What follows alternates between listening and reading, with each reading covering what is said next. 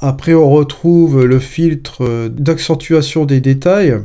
Bon, là, en l'occurrence, je ne veux pas affecter mes nuages. Comme vous le voyez ici, c'est comme Luminar 3. Là, c'est un filtre similaire, vous voyez.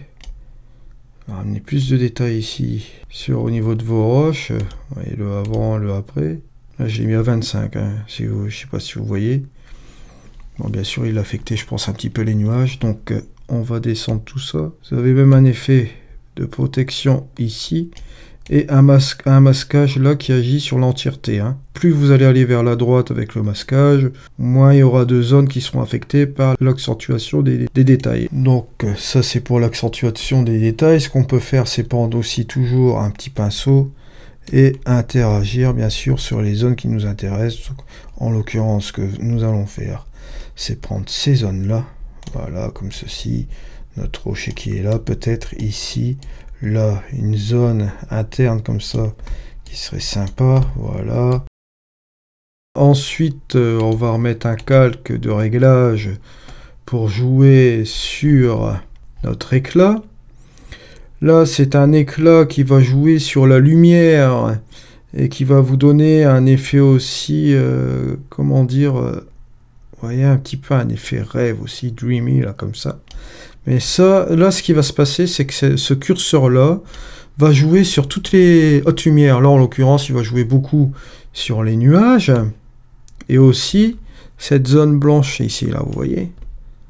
Toutes les zones qui sont situées dans les hautes lumières. Même un petit peu, si vous voyez, un petit peu de blanc dans les roches, là. Il va interagir dessus. Donc, bien sûr, vous avez aussi la possibilité de lisser. Même un lissage négatif aussi, hein. Monter la luminosité, mettre plus de chaleur peut-être comme ceci, voilà, juste là. Et ensuite, vous avez le dégradé réglable. Le dégradé réglable, qu'est-ce que c'est? Eh ben, c'est tout simple, je vais vous montrer. C'est un filtre graduel dont on peut définir l'orientation. Vous voyez, il l'a mis par définition au centre. Vous pouvez l'agrandir, vous voyez, mettre plus par là. Si on affecte une certaine zone ici, si vous allez vers le bas, vous affectez plus cette zone-ci aussi.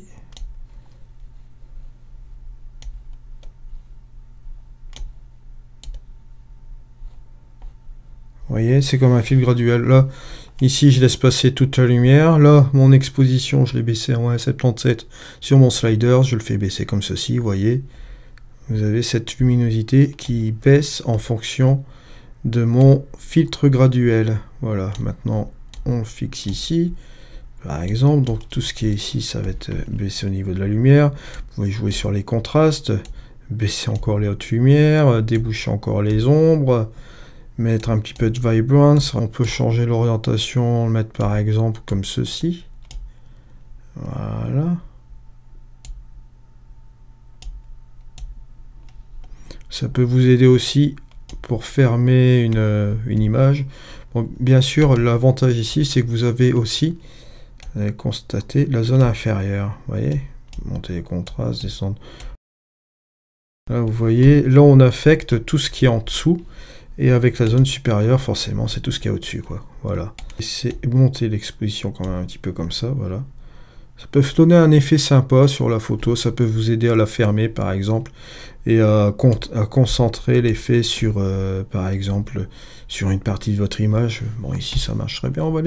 On va peut-être le laisser comme ceci. Regardez le avant et le après. Ça apporte quand même quelque chose. Quand même, c'est sympa. Ensuite, ce que nous pouvons faire, c'est jouer sur la courbe des tons. La courbe des tons, donc ici, à savoir, la courbe des tons, c'est très simple. Vous avez la courbe générale du rouge, du vert et du bleu. Là, vous allez interagir directement sur la luminosité. Par exemple, on va prendre ici les tons moyens. Vous baissez la luminosité de votre image. Et là, ici, vous montez la luminosité de votre image. Vous avez les valeurs qui vont de 0 à 255. C'est vos valeurs d'entrée. Vous avez vos valeurs de sortie ici qui vont de 0 à 255 aussi, qui représentent aussi le nombre de pixels. Là, comme on dit, plus vous allez là, plus vous montez, plus vous allez illuminer votre image. Là, vous allez l'assombrir, forcément. Ici, vous allez interagir plus sur vos basses lumières. Si j'enlève le point, vous voyez, jouez plus sur vos basses lumières, vos ombres. Il suffit de regarder la courbe. Ici, vous agissez sur les hautes lumières, vous voyez. Votre lumière qui bouge comme ça ici. Là, si vous voulez monter cette courbe-là, vous agissez sur le point noir. Ça vous donne un petit effet mat, un petit effet brouillard comme ça. Vous pouvez faire la même chose aussi ici. Là, vous supprimez plus le point blanc, donc vous assombrissez. Pour donner un petit exemple, vous voyez, si vous faites ça, vous êtes complètement dans le noir. Si vous faites ça, vous êtes complètement dans le blanc. Et c'est normal parce que là, vous arrivez à la valeur 255. Vous enlevez complètement le point noir. Et là, pareil, ici, vous baissez complètement la luminosité. Donc, que se passe-t-il? Vous obtenez une image complètement noire. Voilà. Vous pouvez jouer aussi un petit peu sur les contrastes. Vous bloquez, par exemple, vos tons moyens. Un truc qui est fait souvent aussi, c'est votre courbe en S, vous voyez. Si vous baissez ici, là, vos basses lumières, vous voyez, ça va vous contraster la courbe. On le voit clairement, hein, vous voyez, là. Elle se retrouve ici comme ceci, là elle s'étend, voilà. En l'occurrence, on va pas trop la contraster parce qu'on a joué sur les sliders de tout à l'heure. Voilà, ça c'était pour la courbe générale.